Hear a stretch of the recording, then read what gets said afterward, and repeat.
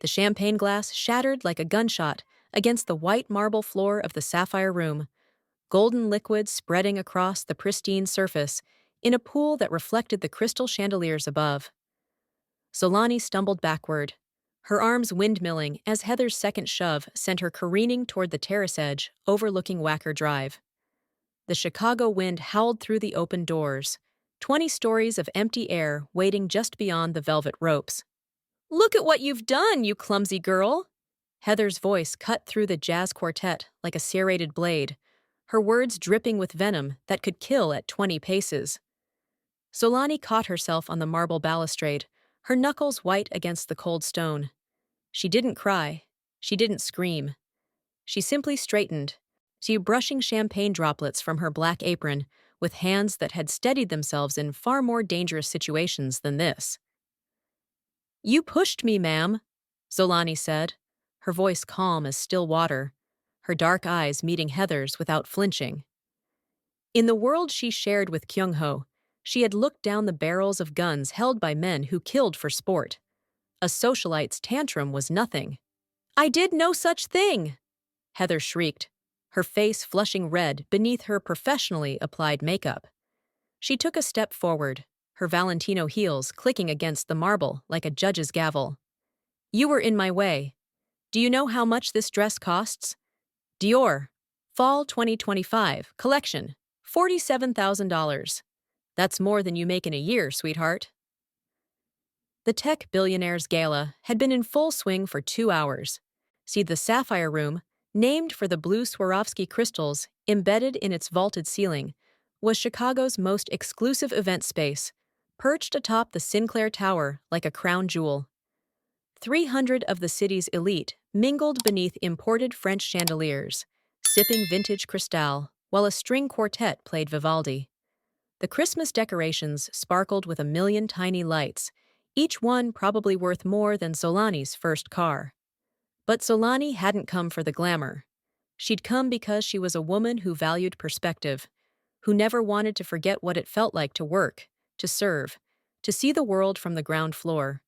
"The wind in Chicago is biting tonight, Solani," Kyung Ho had told her that morning, his low melodic rasp washing over her as she buttoned her uniform in their penthouse 3 blocks away.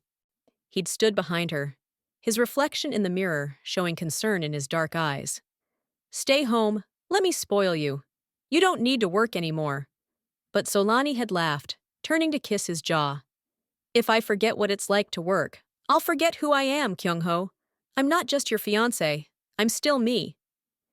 He'd cupped her face in his hands, those same hands that had signed death warrants and billion-dollar deals with equal ease. "You could never be anyone but yourself. That's why I love you."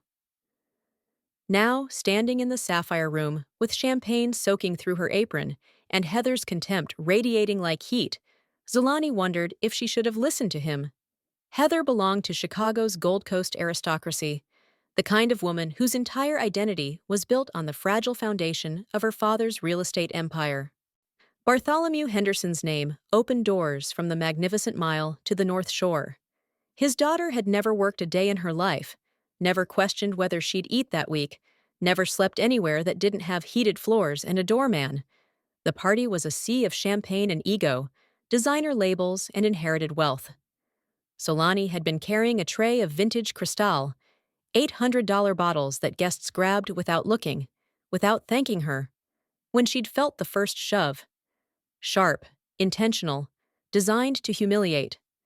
She'd managed to keep her balance, but the glasses had toppled, 3 of them crashing to the floor in a symphony of destruction that made the nearby conversations stop mid-sentence. And now Heather was closing in for the kill. "People like you," Heather said, her voice dropping to a stage whisper that carried perfectly to the front row of onlookers, "are a stain on a night like this. You don't belong here. You never will. This is our world, and you're just passing through it, serving us, cleaning up after us, hoping for tips." The security guards, 3 off-duty Chicago PD officers hired for the night, stood frozen near the coat check. Their eyes tracked the confrontation, but their feet didn't move. They recognized Heather Henderson. Her father donated to the Police Benevolent Fund. He had the mayor's personal cell phone number. They didn't recognize Solani. I think you should leave, Heather continued, reaching out to poke Solani in the shoulder with one manicured finger. Before I have you arrested for assault. Yes, that's right, you assaulted me. All these witnesses saw it. You came at me. All aggressive, threatening. I had to defend myself. Solani looked at the growing crowd. Some faces showed discomfort. Most showed indifference. A few showed that particular brand of cruel entertainment that came from watching someone else's humiliation unfold like performance art. No one was going to help her. No one ever did. Except she wasn't the woman they thought she was. Solani reached into her apron pocket, her fingers closing around the small encrypted burner phone that Kyung Ho had given her on their 6-month anniversary. It was sleek, black, expensive, in a way that didn't advertise itself. The kind of phone that couldn't be traced, couldn't be hacked, couldn't be intercepted. For emergencies, he'd said, sliding it across their breakfast table. If you ever need me, if anyone ever makes you feel unsafe, you send me this symbol. He'd shown her the Korean character on a piece of paper. Shi, eclipse. And then what happens? She'd asked, laughing, thinking it was sweet but unnecessary. Kyung Ho hadn't laughed. Then I come. And whoever made you feel that way learns that some mistakes don't get second chances. Now, with Heather leaning in close enough that Solani could smell her Chanel No. 5 perfume mixed with champagne and malice, Solani unlocked the phone with her thumbprint. She typed the single character, she sent. The message disappeared into the encrypted void, traveling through servers in 3 countries before landing in Kyung Ho's pocket, 16 blocks away. Heather didn't notice. She was too busy enjoying her moment of power, and too drunk on her own importance to see the shift happening in real time. Get out, Heather said, giving Solani one final shove toward the exit. This time Solani let herself stumble, let herself fall to one knee on the cold marble. Before I have you arrested for assault. The atmosphere in the Sapphire Room changed instantly. It was subtle at first, a drop in temperature that had nothing to do with the Chicago wind. Conversations faltered. The string quartet's violins wavered. Someone near the bar dropped a glass. The heavy oak doors of the Sapphire Room, the ones that required 2 security guards to open, swung inward with enough force to bang against the walls. It wasn't the police. 6 men entered in perfect formation, their movements synchronized with military precision. They wore charcoal gray suits that fit too well to be off the rack, each one tailored to accommodate the weapons that surely rested in shoulder holsters beneath the fabric. Their faces were impassive, professional, the kind of blank expression that came from years of doing things most people couldn't stomach. At the center of the formation was Park Kyung Ho. Solani's breath caught. He wasn't wearing his usual corporate glasses, the ones that made him look like just another venture capitalist prowling for the next unicorn startup. His eyes were cold, predatory, darting across the room with the focused intensity of an apex predator that had just caught the scent of blood. Those eyes landed on Solani, on her damp apron, on the red mark blooming on her shoulder where Heather had shoved her, on the glass shards scattered around her knees. Sienna on the champagne soaking through her uniform. His jaw tightened. The temperature dropped another 10 degrees. Kyung Ho moved through the crowd like a knife through silk, his men forming a protective V formation that made people instinctively step back. No one spoke. No one dared. The tech billionaire, whose party this was, a man worth $8 billion, who regularly appeared on Forbes covers, pressed himself against the wall to let Kyung Ho pass. Heather, oblivious to the predator that had just entered her hunting ground, whirled around with her hand on her hip. She recognized him instantly, the mysterious billionaire everyone wanted to pitch to, the venture capitalist whose fund had returned 4,000% to early investors, the man whose name appeared in business journals, but whose face rarely appeared in photographs. Mr. Park Kyung Ho? Heather cooed, her voice shifting from vicious to syrupy in half a second. She placed a hand on his arm, her red nails bright against his charcoal sleeve. I am so sorry you had to witness this scene. This waitress is completely unstable. She just tried to attack me. She dropped expensive champagne, made a scene, and when I asked her to leave, she became aggressive. I had to defend myself. Kyung Ho looked down at Heather's hand on his sleeve. He stared at it the way someone might stare at a poisonous spider that had just crawled onto their skin, with absolute disgust and the calculation of exactly how to remove the threat. He didn't speak to her. He didn't acknowledge her at all. He simply walked past her, his shoulder making contact with hers, just hard enough to knock her off balance. His men followed, and as they did, they formed a wall of bodies that physically pushed Heather backward into the buffet table. A mirror image of what she had done to Solani, except executed with the precision of a military operation. Heather crashed into the table. Shrimp cocktails went flying. A tower of champagne glasses toppled. Caviar splattered across her $47,000 Dior dress in a pattern that looked like abstract art. Kyung Ho reached Solani. He crouched down, his expensive Italian shoes creaking slightly as he lowered himself to her level. Up close, she could see the rage burning behind his controlled expression, the way his hands trembled slightly before he steadied them. He took off his bespoke overcoat, Brini, custom-made, worth more than most people's cars, and wrapped it around her shoulders. The silk lining was still warm from his body heat. It smelled like his cologne, like safety, like home. "Did she touch you?" Kyung Ho asked. His voice was soft, barely above a whisper, but in the absolute silence of the sapphire room, it echoed like thunder. Every person in that space heard him. Every person understood that something had shifted, that the power dynamic had just inverted so completely that reality itself seemed to bend. Solani looked up at him, at this man who had found her broken and helped her rebuild, at this man who saw her worth when she couldn't see it herself, at this man who had asked her to stay home tonight because he knew, somehow, he always knew, that the world wasn't safe for people with soft hearts and strong spines. "She thought I was just a waitress," Solani whispered. Kyung Ho's expression didn't change, but something dark flickered behind his eyes. Something that made the 6 men in charcoal suits stand straighter, made them rest their hands casually on their hips where their weapons waited. He stood, pulling Solani up with him, keeping her wrapped in his coat. He turned slowly, deliberately, until his gaze landed on Heather. She was still sprawling against the buffet table, caviar dripping from her dress, her perfect hair disheveled. But she was smiling, that particular smile that came from a lifetime of having Daddy fix her problems. Behind her, a man in his 60s was pushing through the crowd. Bartholomew Henderson, real estate mogul, Gold Coast royalty, wearing a tuxedo that probably cost more than the average Chicago teacher made in 6 months. "Kyung Ho," Bartholomew called out, his voice booming with false confidence. "My friend, what a surprise to see you here. I didn't know you were attending Marcus's little tech gathering." Kyung Ho didn't respond. He simply stared at Bartholomew with the same cold calculation he'd used on Heather's hand.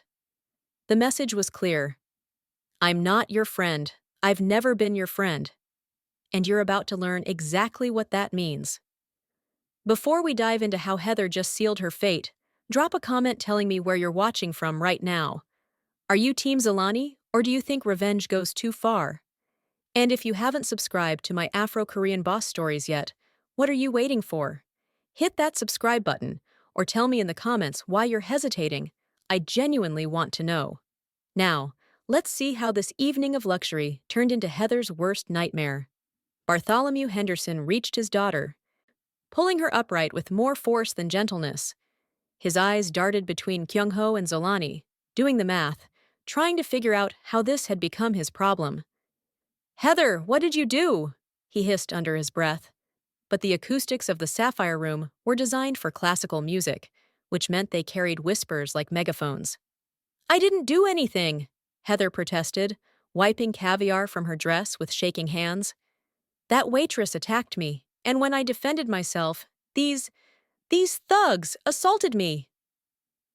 The word hung in the air like a grenade with the pin pulled. Thugs! Kyung Ho's 6 men didn't move, but the quality of their stillness changed. They went from watchful to predatory in the space between heartbeats.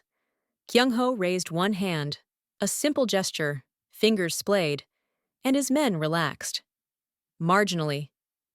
Mr. Henderson, Kyung Ho said, his voice still soft, still controlled, but carrying an edge that could cut diamond. Your daughter just put her hands on my fiancé. Twice. Once might be an accident. Twice is a choice. She shoved her. She verbally abused her. She threatened to have her arrested for a crime that exists only in her imagination. Fiancé. The word rippled through the crowd like a shockwave. Heads swiveled toward Solani, really seeing her for the first time. Not a waitress. Not part of the hired help. The future Mrs. Park Kyung Ho. The woman who would share a life with one of the most powerful and most terrifying men in Chicago's underground. Heather's face went from red to white in 3 seconds. She's with you? Heather's voice came out strangled, disbelieving. Solani felt Kyung Ho's arm tighten around her waist, anchoring her to him. She leaned into his warmth, into his strength, feeling the tremors that still ran through her body. Not from fear, from something older, something deeper. Memory. She'd been shoved before, pushed, told she was worthless, told she was a stain, 6 years ago, by a man who was supposed to love her. I need to leave, Solani whispered to Kyung Ho, her voice cracking despite her best efforts. I can't. We're leaving, Kyung Ho said immediately. He didn't ask questions, didn't push. He simply guided her toward the exit, his men forming a protective circle that moved with them like a living shield. Behind them, Bartholomew's voice rose. Kyung Ho, please, let's talk about this.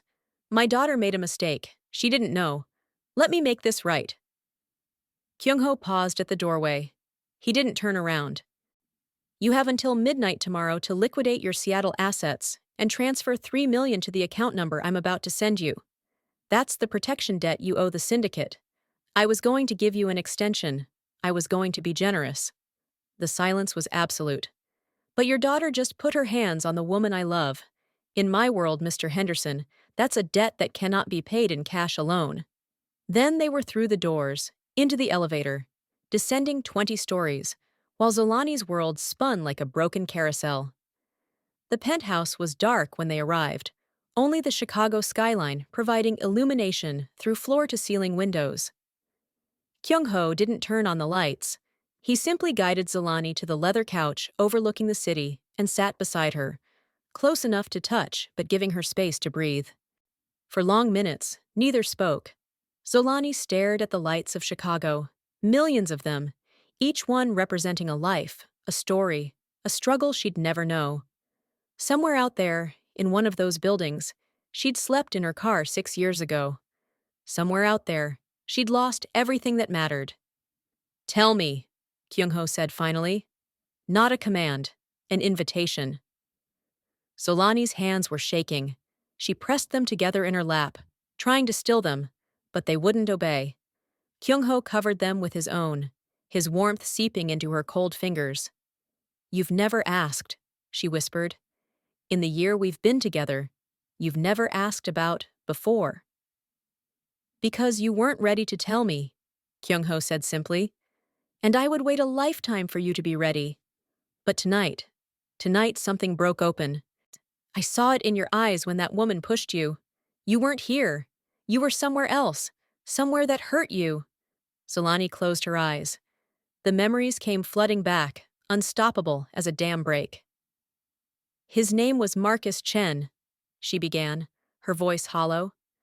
I met him 7 years ago when I was teaching English in Los Angeles. He was a businessman, or that's what he told me. Import-export. He had money, not rich, but comfortable. He was charming, funny. He said all the right things. Kyung Ho said nothing, just held her hands tighter. We dated for 2 years. He talked about marriage, about kids, about building a life together. I believed him. God, I believed every word. Her laugh was bitter. I was so stupid. You were trusting, Kyung Ho corrected gently. That's not the same as stupid. I got pregnant, Solani continued, the words coming faster now, like poison she needed to purge. 6 years ago, March 15th. I remember the exact date because it was the happiest day of my life. I took 3 tests to be sure. I bought a little pair of baby shoes, yellow because we didn't know if it was a boy or girl yet. I was so excited. She could still see those shoes, perfect and tiny in her hands. I told Marcus that night over dinner. I'd made his favorite meal, kalbi, because he loved Korean food. I'd set up candles. I had the baby shoes in a gift box. I thought he'd be happy. He wasn't, Kyung Ho said, his voice tight. He smiled, Solani said. That's what I remember most. He smiled and said congratulations, and asked me all the right questions. When was I due? Had I told anyone else?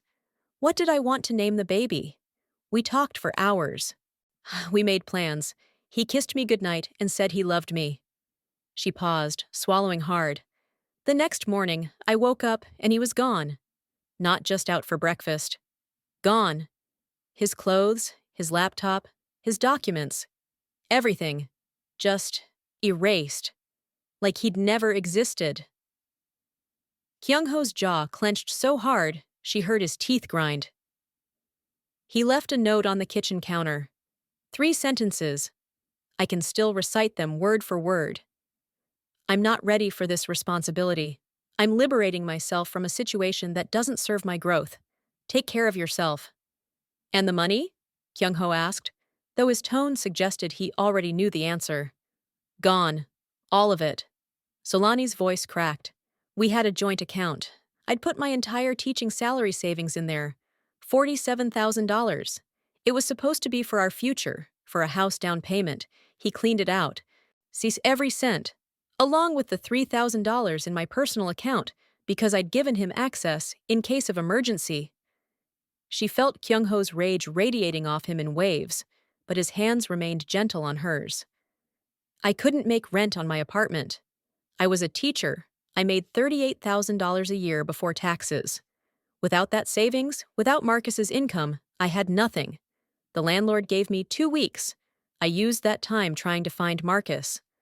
I called his phone. Disconnected. I went to his office. The business didn't exist. The address was a UPS store. I filed a police report. They said it was a civil matter, not criminal. They couldn't help me. Solani's voice had gone flat, mechanical, the way it did when recounting trauma too big to feel. I lost the apartment. I'd already paid that month's tuition for the private school where I taught. And they don't refund. So I had about $800 to my name, a car, a 2009 Honda Civic, and a baby growing inside me. I thought I could make it work. I'd sleep in the car until I saved enough for a new apartment. I'd find a cheaper school to teach at. I'd survive. You shouldn't have had to survive, Kyung Ho said, his voice low and dangerous. You should have been protected, cherished, cared for.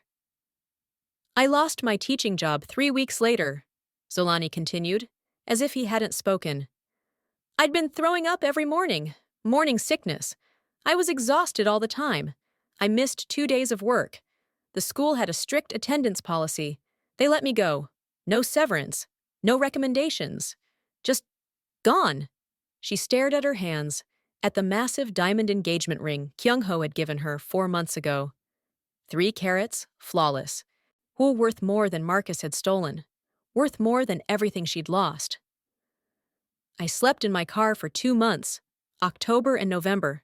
Chicago gets cold in November, Kyung Ho. So cold. I'd park in different places every night. Walmart parking lots, 24-hour gym lots, side streets. I'd use gym bathrooms to wash up. I ate once a day, maybe. Whatever was cheapest. Ramen, gas station hot dogs. Sometimes I'd go to food banks, but I felt so guilty taking food from families when I was just one person. You were 2 people, Kyung Ho said fiercely. You and your baby. I was 6 months pregnant when it happened, Solani whispered. December 3rd. I was parked behind a Target.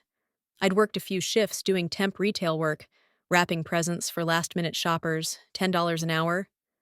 I'd made enough for actual dinner. Chicken sandwich and fries. I was eating in my car, and I felt wrong. Cramping. Bad cramping.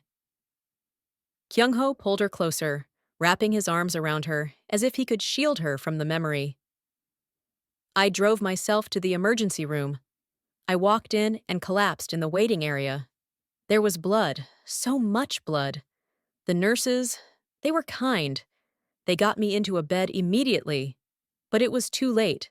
The stress, the malnutrition, the cold, the sleeping in a car. My body couldn't sustain a pregnancy. I was miscarrying. A sob broke through Solani's careful control. Just one, but it opened the floodgates. I lost my baby in a county hospital charity ward, she cried. Alone. No family. They're all back in South Africa. I couldn't afford to call them. No friends. I'd lost touch with everyone when I moved. No Marcus. The man who'd put that baby inside me didn't even know I was losing it.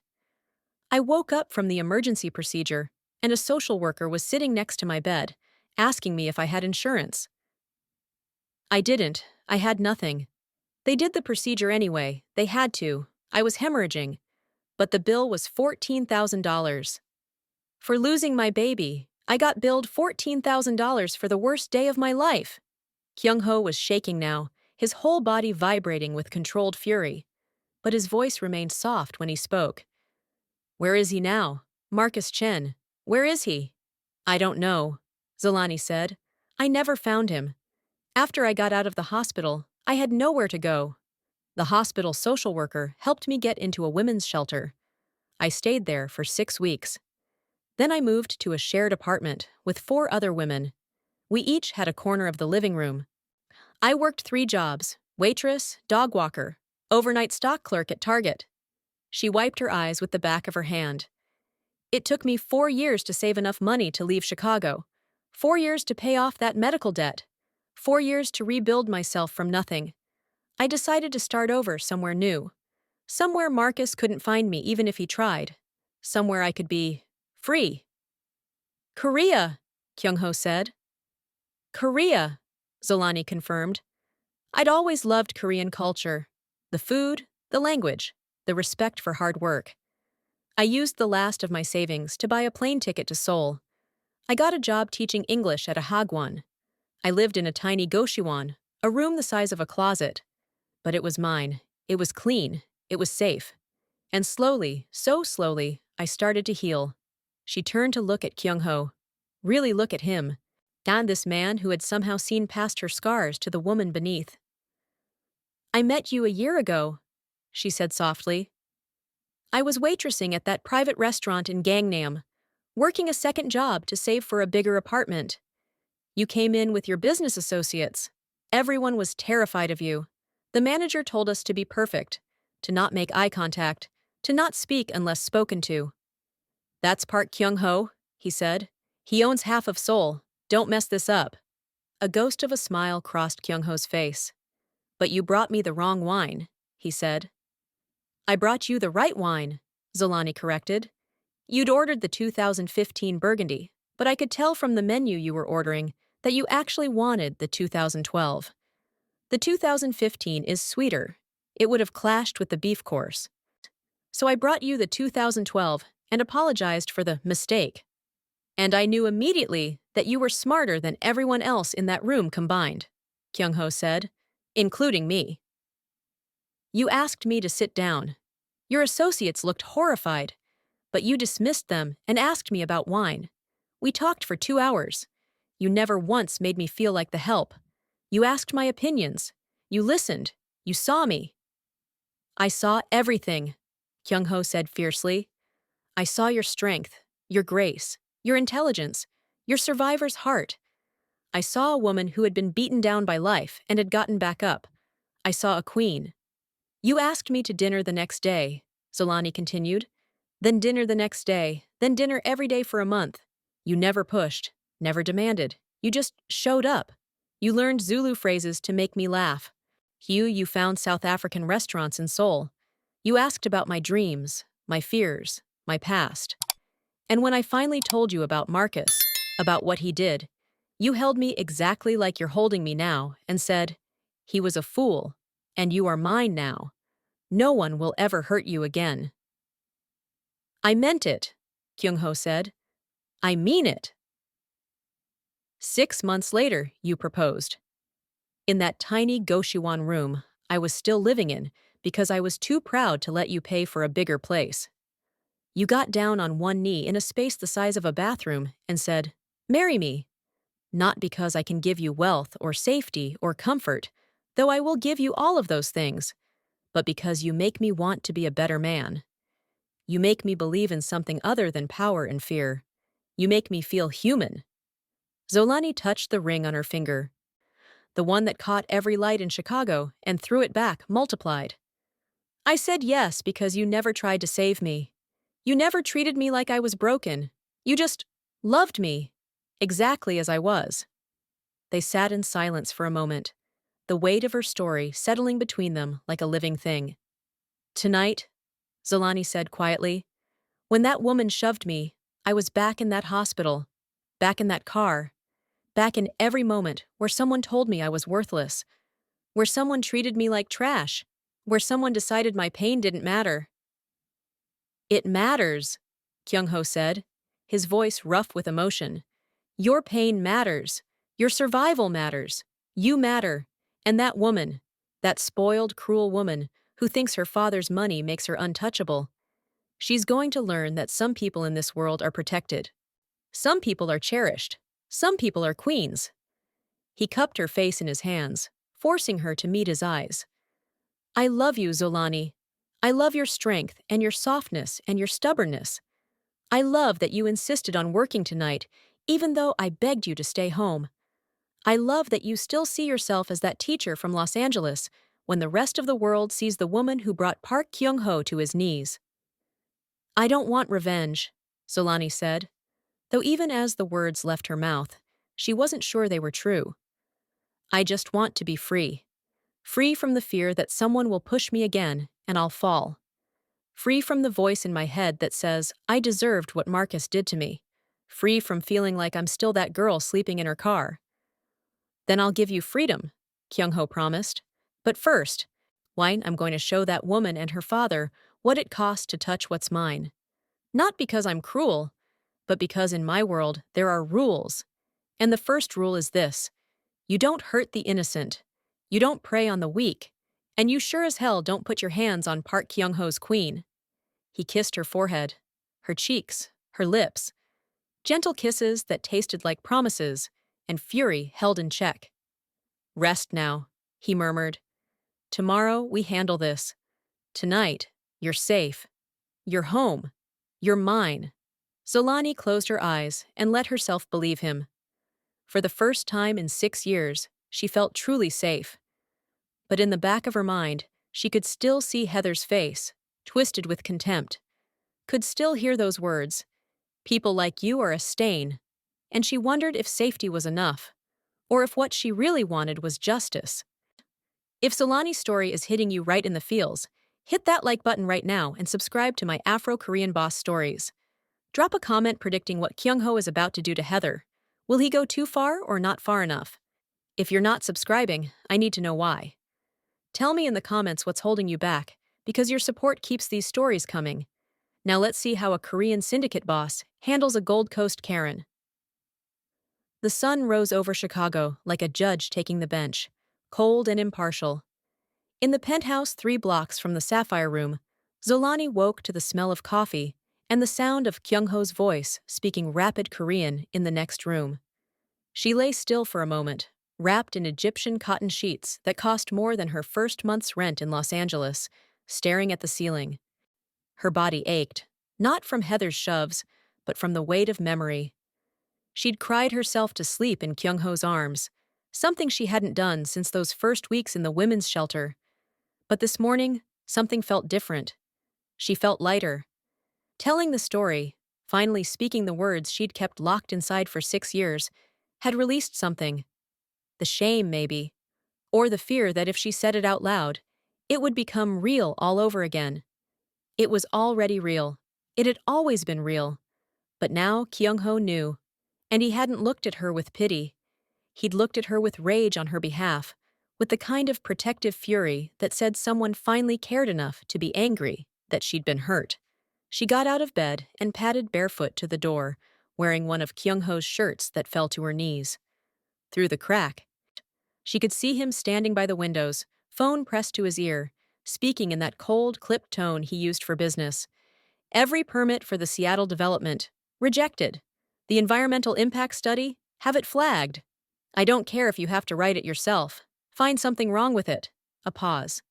The Los Angeles project is further along, so hit it financially.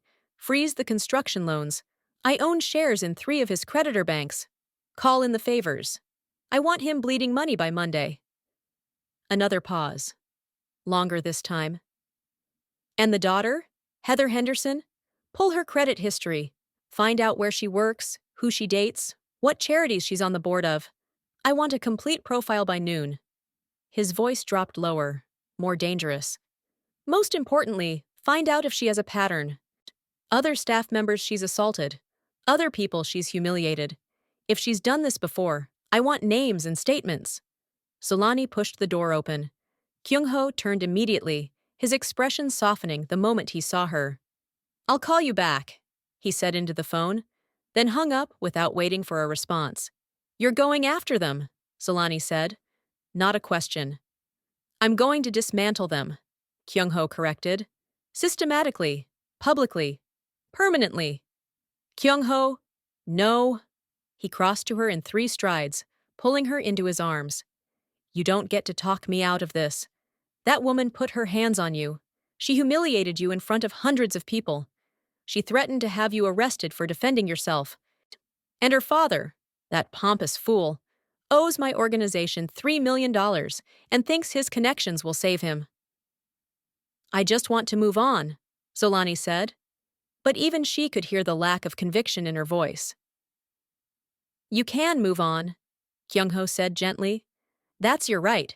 You can heal and grow and never think about them again. But I can't. Because in my world, there are rules.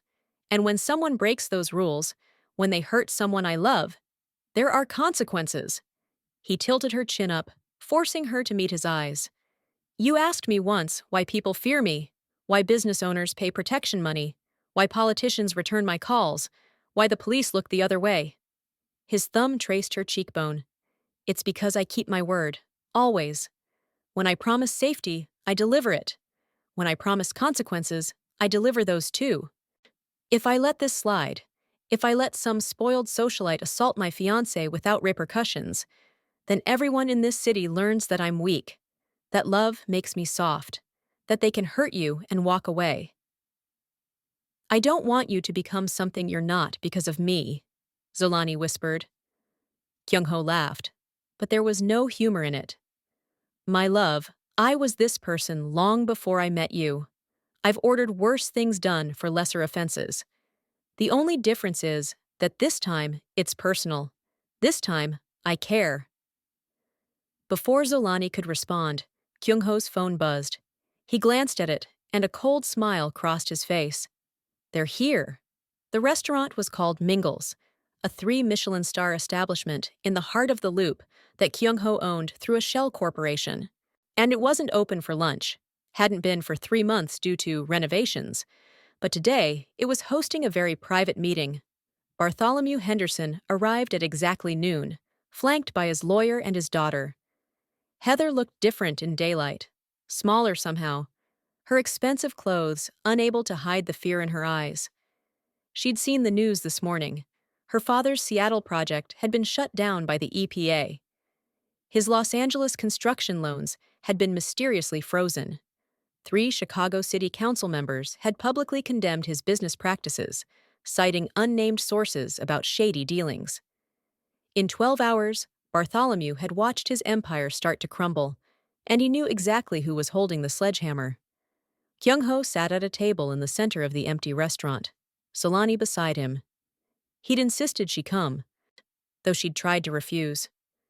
You don't have to face them, he'd said, but I think you might want to. He'd been right. Seeing them walk through those doors, seeing Bartholomew's desperation and Heather's terror, Solani felt something shift inside her chest. Power, control. The tables turning so completely that the spin made her dizzy. "Mr. Henderson," Kyung Ho said, not standing, not offering his hand. "Heather, please sit." It wasn't an invitation. It was a command. They sat. Bartholomew's lawyer, a man in his 50s with silver hair and a Rolex, started to speak, but Kyung Ho raised one finger and the man fell silent. "Let's establish some ground rules," Kyung Ho said, his voice conversational, almost pleasant. "First, only principals speak at this table. Your lawyer is here to witness and advise, not to negotiate. Second, everything said here stays here. No recordings, no notes, no repeating our conversation to the press or police. Third, you will listen until I'm finished speaking, and then you may respond. Understood?" Bartholomew nodded stiffly. Heather looked like she might vomit. "Good." Kyung Ho leaned back in his chair, one arm draped casually over the back of Solani's seat. "Now, let's discuss what happened last night. Heather, you physically assaulted my fiancée. Twice. You verbally abused her. You threatened her with false arrest. You did all of this in front of 300 witnesses because you believed, quite correctly until last night, that you were untouchable, that your father's money and connections would protect you from any consequences." "I didn't know," Heather started, but Kyung Ho cut her off with a look. "I'm not finished." His voice dropped 10 degrees. "After you assaulted Solani, my team did some research. Very thorough research. Would you like to know what we found?" Heather shrank in her chair. Her father's face had gone gray. "We found 4 other incidents," Kyung Ho continued. 4 other service workers you've assaulted over the past 3 years. A valet in 2023 who you slapped because he brought your car around too slowly. A waitress in 2024 who you shoved into a wall because she forgot your extra lemon. A coat check girl last month who you hit with your purse because she couldn't find your jacket fast enough. And a housekeeper, your family's housekeeper, who quit after you threw a wine glass at her head. Those were all," Heather tried again. "Mistakes?" Kyung Ho's eyebrows rose. "Misunderstandings?" "That's what your father's lawyers called them when they paid settlements to make the stories go away. $10,000 here, $25,000 there. Always just enough to buy silence, never enough to make headlines." He pulled a folder from beneath the table and slid it across to Bartholomew. "Those are sworn statements from all 4 victims. They've agreed to go public. I've also arranged for several news organizations to run stories about the pattern of abuse. By tonight, Heather Henderson will be trending on every social media platform as Chicago's most entitled socialite." "You can't," Bartholomew started. "I can," Kyung Ho interrupted, "and I will, unless we come to an understanding." "What do you want?" Bartholomew asked, his voice hoarse. "First, the $3 million you owe the syndicate. Wired to our account by 5 p.m. today. No extensions. No negotiations." Bartholomew nodded. "Done." "Second, you will sell your Chicago properties. All of them. I don't care who you sell them to, but you will be out of this city's real estate market within 90 days. That's my life's work," Bartholomew protested. "That's what you should have considered before raising a daughter who assaults people for sport," Kyung Ho said coldly. "Seattle is already shut down. Los Angeles is bleeding money. Chicago is all you have left, and I'm giving you the courtesy of an organized retreat instead of a total collapse. Take the offer." Bartholomew looked at his lawyer, who gave a subtle nod. What choice did he have? "Fine," Bartholomew said bitterly. "What else?" "Your daughter will make a public apology, not some vague statement released through PR. A real apology, on camera. To Solani specifically, and to every service worker she's ever abused. It will run on 3 news networks and be posted to her social media accounts." Heather's face crumpled. "Please, no, I'll be ruined." "You should be ruined," Kyung Ho said flatly. "You've been ruining other people's days, their sense of safety, their dignity for years. Now you get to experience what it feels like to be humiliated publicly. Consider it a learning opportunity. Is there anything else? Bartholomew asked, his voice resigned. Kyung Ho glanced at Solani. She'd been silent throughout the meeting, but now she leaned forward slightly, her voice soft but clear. I want to know why, she said to Heather. I want to know what I did that made you think it was okay to treat me that way. Heather stared at her hands, tears streaming down her face. When she finally spoke, her voice was small. You didn't do anything. I was having a bad night. My fiancé told me he wanted to postpone the wedding. My father was angry with me about spending too much money. I was drinking. And then you were there, and you were just there. Easy. Available. Someone I could take my anger out on who couldn't fight back. Because I was a waitress, Solani said. Because I thought you were just a waitress, Heather admitted. Someone who didn't matter. Someone who wouldn't have powerful friends or the ability to defend herself. I'm sorry. I'm so sorry. You're sorry because you got caught, Solani said. Not because you hurt me. If I'd been alone last night, if Kyung Ho hadn't shown up, you would have gone home and forgotten about me by morning. You would have told your friends about the clumsy waitress who ruined your dress, and you would have laughed. Heather didn't deny it. Solani stood, Kyung Ho rising with her. I accept your apology, Solani said. Not because you deserve my forgiveness, but because I deserve peace. I'm going to walk out of here and never think about you again. You're going to walk out of here and spend the rest of your life knowing that you treated someone like garbage and it cost you everything. She turned to leave, then paused. One more thing, Heather. The next time you see a waitress or a janitor or a valet or anyone you think is beneath you, remember this moment. Remember that you never know who someone really is. You never know who they love. You never know who loves them. And you never know what they're capable of becoming. Then she walked out, on Kyung Ho's hand on the small of her back, leaving the Hendersons sitting in the empty restaurant with the ashes of their empire scattered around them. Outside, Chicago was brilliant with autumn sunshine. Solani tilted her face up to the warmth, breathing deeply. How do you feel? Kyung Ho asked. Solani thought about it. Really thought about it. Free, she said finally. I feel free. Kyung Ho smiled. A real smile, the kind he only gave her, and pulled her close. Good, he murmured against her hair. Because you are. You're free, you're mine, and you're never going to be afraid again. As they walked toward their waiting car, Solani's phone buzzed. A news alert. Henderson real estate heir caught in abuse scandal. Multiple victims come forward. She deleted it without reading. She didn't need to read it. She'd already won. We're at the most intense part now. If you haven't hit subscribe on my Afro-Korean boss stories, do it now, or drop a comment explaining what's stopping you. Seriously, I want to understand. What do you think Heather deserves? Comment below with your judgment. Should Kyung Ho show mercy or finish the job? Keep watching because this story is about to take an even darker turn. The black SUV idled outside Mingles, engine purring like a satisfied predator. Kyung Ho opened the door for Solani, his hand steady on her waist as she climbed inside.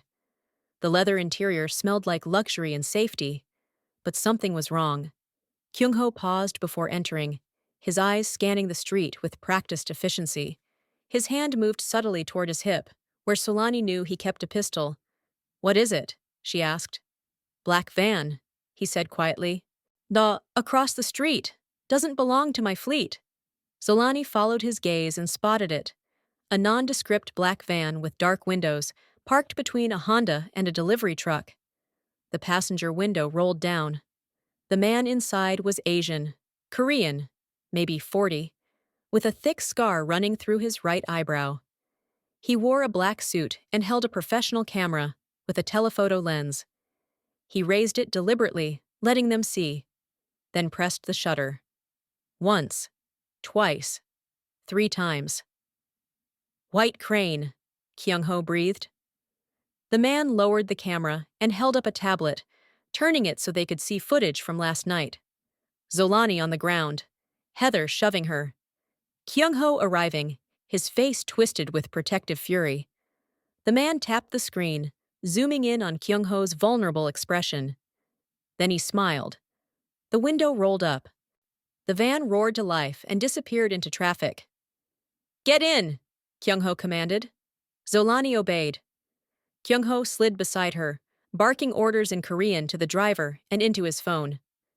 "Track that vehicle. Get me Jinsu. Tell him the white crane is in Chicago." He turned to Solani, cupping her face. "Who are they?" she asked. "Rivals. Based in Seoul. We've had a truce for 5 years, but they've been looking to expand into Chicago." "And they just found their excuse," Solani said.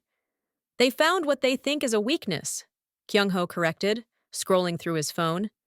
"The man with the scar is Choi Min-jun, White Crane's head of intelligence. If he's here personally, they're serious."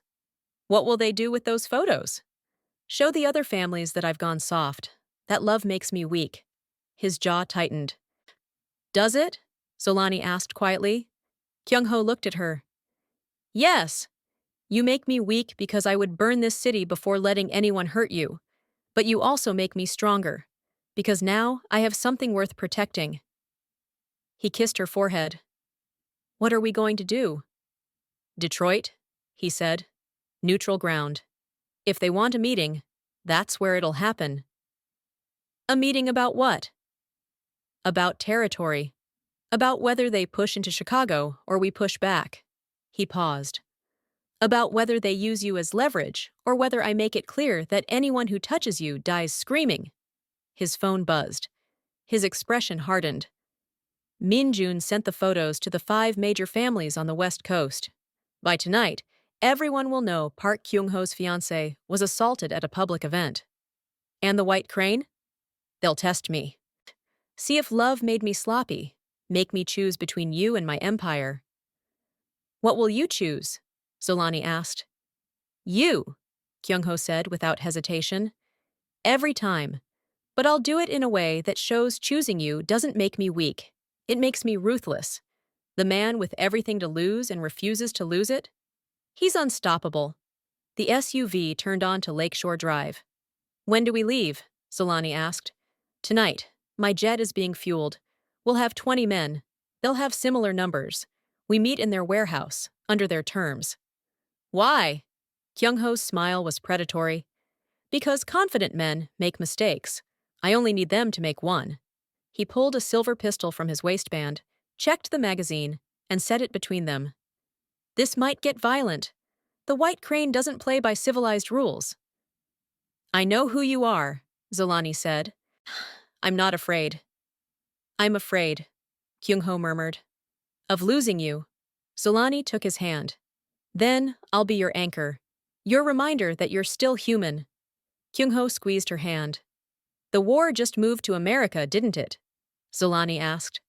Kyung Ho nodded, pulling her close as Chicago blurred past. "Get ready," he said. "It's going to be a long night in Detroit." 1 week later, Solani stood in the penthouse overlooking Chicago. The news played softly. Bartholomew Henderson's bankruptcy filing, Heather's viral apology. Detroit had happened. The White Crane meeting. 3 lieutenants had disappeared. The message was received. Chicago belonged to Park Kyung Ho. She touched her engagement ring. Her phone buzzed. Another interview request. The 5th this week. She declined. Her story wasn't for sale. "You're up early," Kyung Ho said from the doorway. "Couldn't stop thinking." "About?" "What comes next? I can't just be your fiancé. I need purpose." "What do you want?" "A foundation, Phoenix Rising, for single mothers abandoned during pregnancy. Housing, healthcare, job training, everything I didn't have." Kyung Ho's expression softened. "How much do you need?" 10 million to start. You'll have 20, and office space, legal support, whatever you need. I want to use my real story. No hiding. I want women to know survival is possible." "You're not afraid of your past being public?" "I'm not afraid anymore. Heather tried to make me small, but reminded me how far I've come. Marcus stole my money and baby, but not my strength. I survived. I found you. Now I'll help other women do the same. She turned in his arms. A year ago, I slept in my car 3 blocks from here. Now I own the building. You never tried to save me. You just loved me while I saved myself. Kyung Ho kissed her. Every woman who walks through Phoenix Rising's doors will know she's not trash. She's a queen. Exactly. Her phone buzzed. A message from Heather. I'm sorry, I mean it. I've started therapy. Solani deleted it. She didn't need Heather's redemption. Do you ever think about Marcus? Kyung Ho asked. No. When I think of the past, I feel nothing, just free. She watched the sun climb over Chicago. Somewhere in this city, a woman slept in her car. Somewhere, a mother chose between rent and food. Soon, they'd have somewhere to go. Phoenix Rising. I love you, Kyung Ho murmured. I love you too. Now let's go change the world. If you made it to the end of Solani and Kyung Ho's story, thank you so much for watching. Now here's where I need you to be honest with me. Hit that like button. And if you still haven't subscribed to my Afro-Korean boss stories, drop a comment right now telling me why. What's holding you back? Is it the algorithm? Did you forget? I genuinely want to know. And for those who are subscribed, comment below. What should our next story be? Do you want more Korean mafia boss protection stories? More revenge tales? More unlikely love stories? I'm taking requests. Oh, and here's a teaser.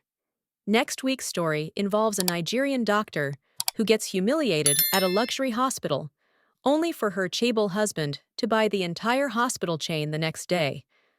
You do not want to miss that level of petty revenge.